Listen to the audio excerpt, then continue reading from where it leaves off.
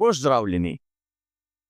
Ker je vikend velike nagrade Belgije tisti, ki ima format sprinta, je tokrat na vrsto prišel prispevek med kvalifikacijami.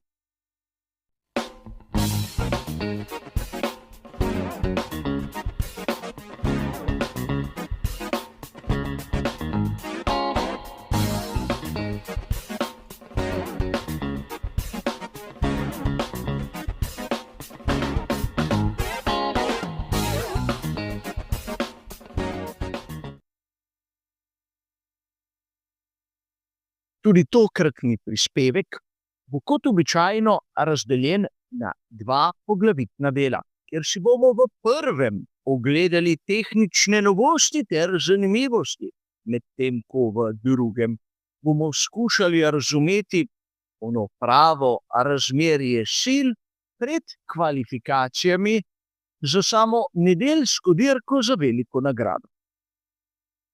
Najprej si bomo ogledali, kot ponavadi s pomočjo uradnih dokumentov FIE, kaj so ekipe novega pripravile prav za vikend posvečen veliki nagradi Belgije.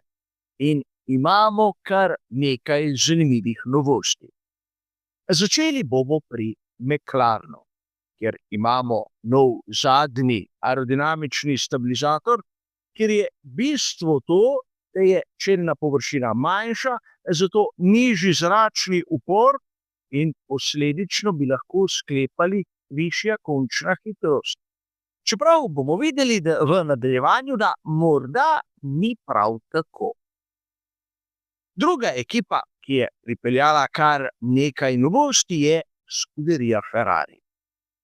O njihovi novi zadnji premiji smo govorili že v predhodnih prispevkih.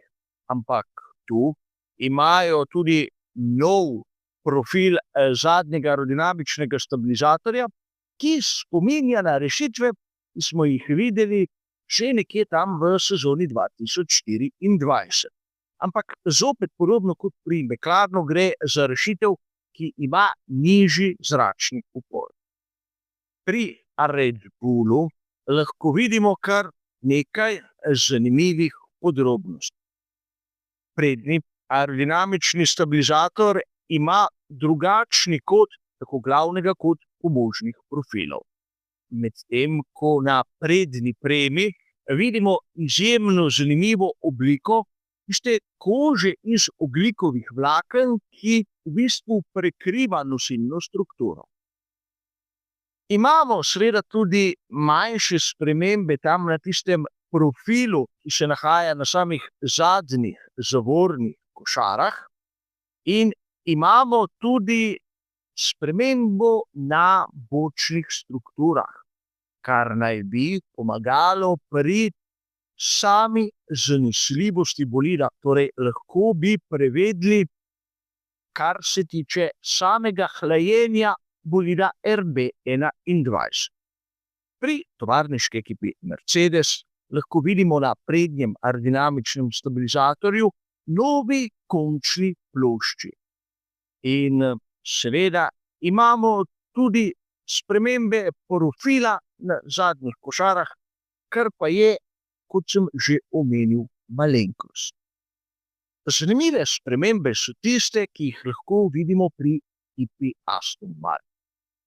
Namreč imamo novo skrajšano obliko same konice nosnega konusa.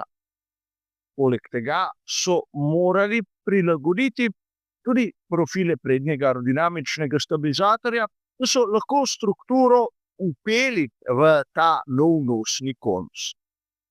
Imamo nov zadnji aerodinamični stabilizator in zopet govorimo o tem, da so zmanjšali čelno površino. In seveda tisti spodnji profil na samem nosilcu zadnjega aerodinamičnega stabilizatorja je enojen in ne več dvojen. Nato pride na vrsto ekipa Alpine. Tu imamo zopet zadnji aerodinamični stabilizator in spodnji profil, ki sta prilagojena progi v Spaju in nudita manjši zračni upor, lahko bi dejali nič novega.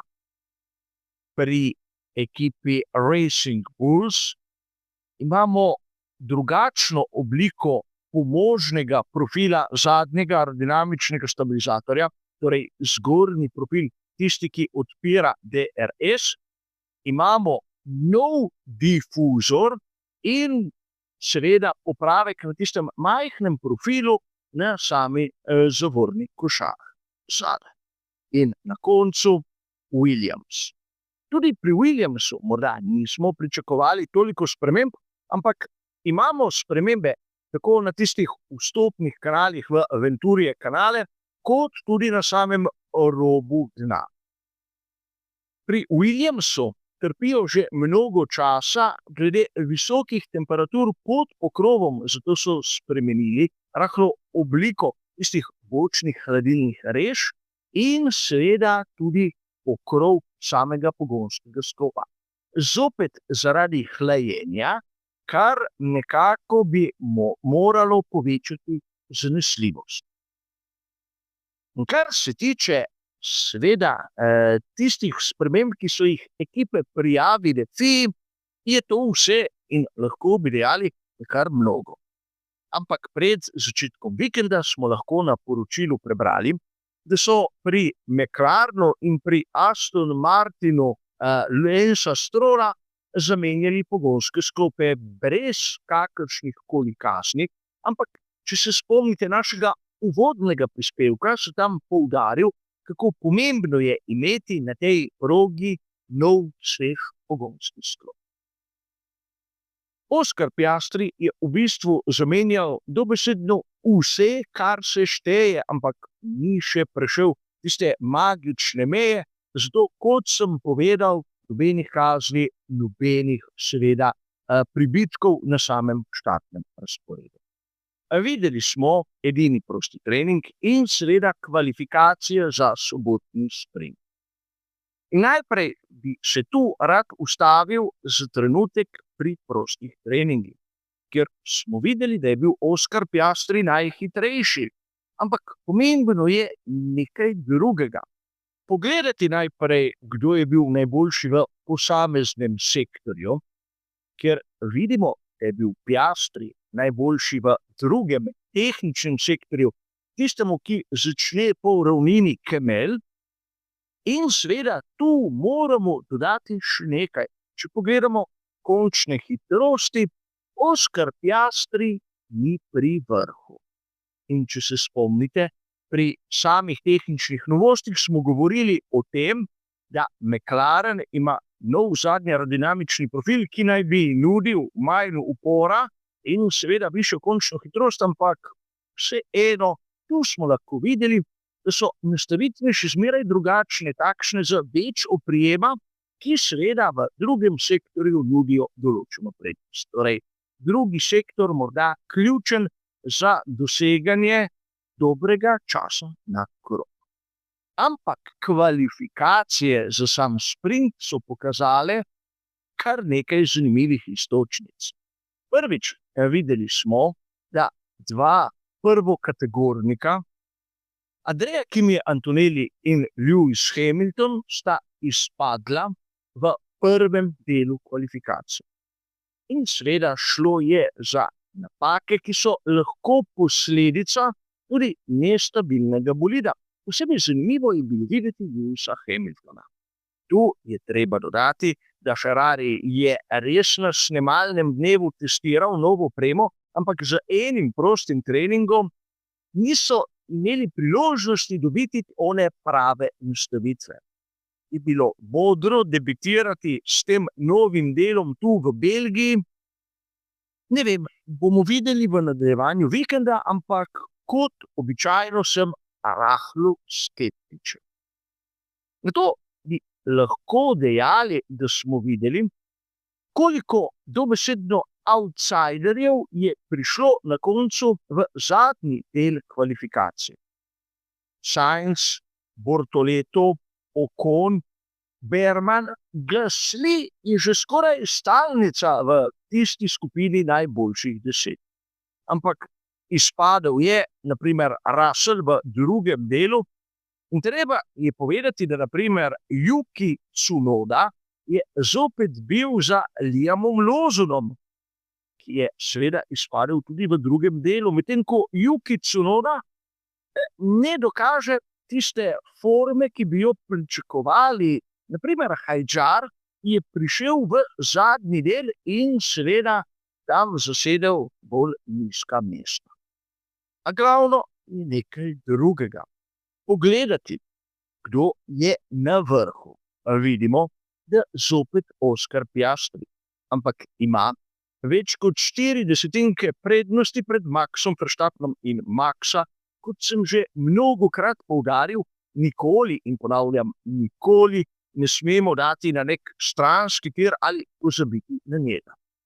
Na tretjem mestu se je znašel Lando Norris. In Lando Norris zopet je pokazal, da ni na istem nivoju kot Oscar Piastri. In videli bomo, kaj se bo zgodilo na sprintu in predvsem na onih, imenujemo jih, glavnih kvalifikacij.